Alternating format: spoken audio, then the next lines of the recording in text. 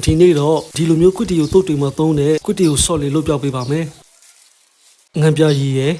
ရှာလကာရည်ရယ်ပဲငံပြရည်အကြီးခရုစီပဲငံပြရည်အနောက်ပြီးတော့တကြားရယ်ချက်သားမို့ရယ်ငရုတ်သီးမို့နဲ့ငရုတ်ကောင်းမို့မြေပဲလှော်တောင်းလေးထည့်ပေးပြီဆိုလို့ရှိရင်တော့မီးဖွင့်ပြီးတော့မီးအေးလေးနဲ့အမွှေးထောက်ပေးလိုက်မယ်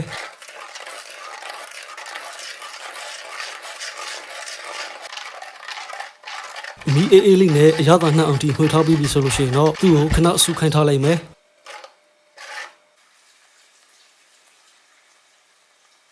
ခဏဆူခိုင်းထားပြီးပြီဆိုလို့ရှိရင်တော့ကိုလိုချင်တဲ့အပြည့်ကျရောက်အောင်ဒီဆက်မှွေထားပေးလိုက်မယ်ကျွန်တော်ကတော့ဒီနေ့ထားမှရလိုက်ပါတယ်အိတ်ခံထားပြီးတော့ဘူးလေးနဲ့ရေခဲတက်တာထဲမှာထည့်သိမ်းမယ်ဆိုလို့ရှိရင်တော့တလောက်ထိထားခံပါတယ်ခင်ဗျာအဆုံးထိကြည့်ပေးလို့ကျေးဇူးများကြီးတင်ပါတယ်ခင်ဗျာ